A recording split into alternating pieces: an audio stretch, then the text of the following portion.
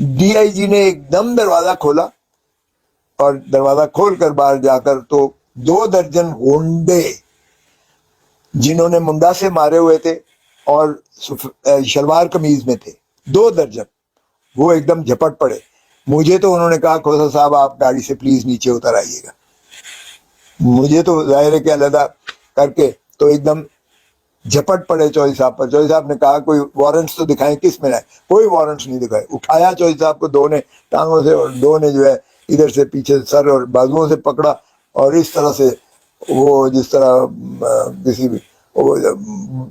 کسی بوری کو اٹھا کے تو اس طرح جایا جاتا ہے، وہ اٹھا کے چوہدری صاحب کچھ غشی میں بھی آ گئے، کیونکہ ظاہر ہے کہ عمر کا تقاضا بھی ہے، صحت کا تقاضا بھی ہے، اور کمزور بھی ہوئے ہیں، اس میں کوئی شائبہ نہیں ہے. 4.5 مہینے سے وہ کسٹڈی میں گئے، اور مختلف، ایک میں بیل ہوتی ہے، دوسرے میں، تیسرے میں بیل ہوتی ہے، پھر تیسرے میں بیل ہوتی ہے، چوتھے میں، جو آج کل ایک بدقسمتی سے چل رہا ہے.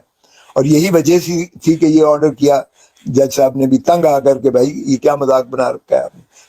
باہر کا نہیں دیکھا ہوتا، انہوں نے جناب چوہدری صاحب کو اٹھا کے دوسری ایک گاڑی آئی ہوئی تھی اس میں ڈمپ کیا اور چوہدری صاحب کو وہ لے کر چلے گئے. تو یہ آپ اس طرح دیکھیے گا کہ یہ تو جو پرویز الہی کو گرفتار نہیں کیا ہے، یہ انہوں نے نظام عدل کو گرفتار کیا، انہوں نے پاکستان کے قانون کو گرفتار کیا، انہوں نے پاکستان کے آئین کو گرفتار کیا، انہوں نے پاکستان کی ریاست کو جو ہے گرفتار کیا، اور یہ تضحیک کی ہے، یہ غنڈہ گردی کی بدترین مثال ہے. یہ اغوا ہے، اغوا ہے.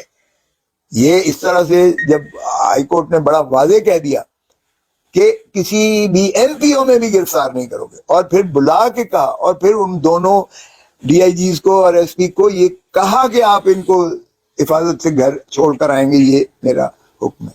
اس کے بعد اس سے زیادہ تضحیک میں نے اپنی زندگی میں کبھی نہیں دیکھی ہے، اور یہ میری آنکھوں کے سامنے ہوا.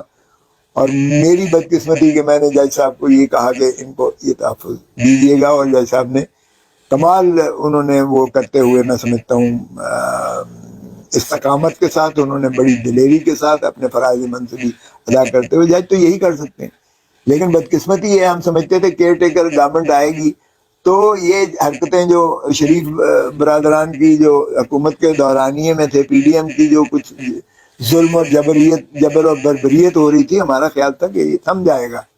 لیکن یہ بالکل اس کا تسلسل ہے. جس طرح آپ کی مہنگائی اسی کا تسلسل ہے، آسمانوں پر بڑھتی چلی جا رہی ہے، اور جس طرح ڈالر کی پرواز بدستور اور بسلسلہ چلتی چلی جا رہی ہے، اور جس طرح آپ کا سٹاک ایکسچینج کریش کر کے جو ہے جا رہا ہے، اور جس طرح آپ کی جو ہے تاجر برادری جو ہے شٹر ڈاؤن ہڑتال کرنے پہ مجبور ہو گئی ہے اس مہنگائی کی.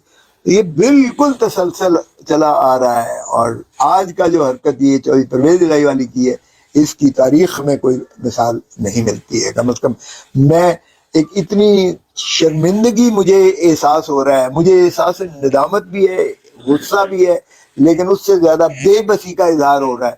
مجھے احساس ہو رہا ہے کہ کیا یہ ہے پاکستان جس کا تخیل ایک بیرسٹر علامہ اقبال نے کیا تھا؟ کیا یہ پاکستان ہے جس کا تکمیل جو ہے قائد اعظم محمد علی جناح نے کیا تھا؟